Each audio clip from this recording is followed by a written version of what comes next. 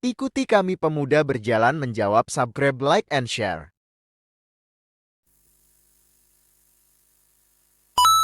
Bismillahirrahmanirrahim. Masih tentang saksi nikah, Ustadz. Kita tahu kalau misalnya khutbah Jumat itu harus berbahasa Arab ya. Syaratnya khutbah Jumat harus berbahasa Arab. Lagi ketika kita takbiratul ihram itu tidak boleh diterjemah. Lah, bagaimana ketika seseorang itu menjadi saksi nikah kok dia tidak ngerti bahasa Arab, Ustaz? Atau simpelnya pertanyaannya itu apakah orang yang menjadi saksi itu harus ngerti bahasa Arab walaupun tidak bisa berbahasa Arab?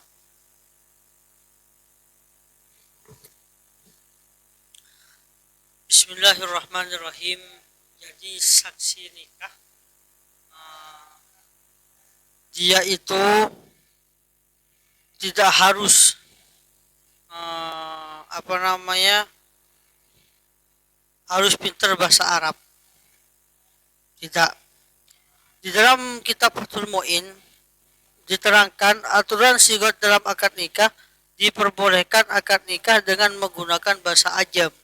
Maksudnya bahasa ajam ini memang boleh kan nikah itu dengan menggunakan bahasa selain bahasa Arab, bahasa Indonesia, bahasa Jepang dan Cina. Baik satu bahasa yang sama atau dengan bahasa berbeda. Ketika bahasa pengantar akad dengan dua bahasa berbeda, maka masing-masing disyaratkan memahami maksud dari redaksi bahasa itu. Ketika bahasa pengantar berbeda dan pemahaman terhadap redaksi bahasa itu lewat siwak penerjemah terpercaya, maka pemberian pemaham itu disyaratkan harus sebelum akad.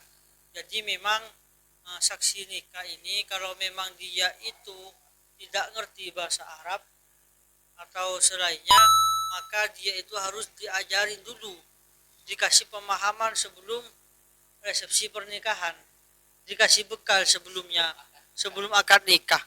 Begitu loh. Kenapa kok gitu? Ketika akad berlangsung hanya saja jeda penerjemah antara ijab dan kabul tidak terlalu lama. Bahkan bila memahaminya terjadi setelah akad, maka akad nikahnya dihukumi tidak sah atau diulang. Jadi memang sebelumnya ini memang si saksi ini harus ngerti dan dikasih pemahaman pakai bahasa apa. Ketika akad nikahnya itu pakai bahasa Jepang umpama, maka saksi ini harus diajarin dulu bahasa Jepang biar gak lama-lama dalam ijab kabulnya begitu. Jadi memang kalau dia pakai bahasa Arab, jadi saksinya ini harus dikasih pemahaman dulu dengan bahasa Arab biar tidak terlalu lama di dalam ijab kabulnya. Bahkan kalau terlalu lama bisa tidak sah dan harus diulangi. Begitu. Jadi kesimpulannya kalau pertanyaannya itu harus paham bahasa Arab, tidak. Sebab dalam siwot nikah itu tidak diharuskan harus bahasa Arab, pakai bahasa ajam boleh. Sehingga kesimpulannya saksi itu ya harus paham bahasa siwot nikahnya itu intinya seperti itu. Jadi kalau yang ditanyakan harus berbahasa Arab, tidak. Kalau yang ditanyakan memang siwot nikahnya pakai bahasa Arab, ya harus diberi pemahaman dulu seperti itu ya. Terima kasih.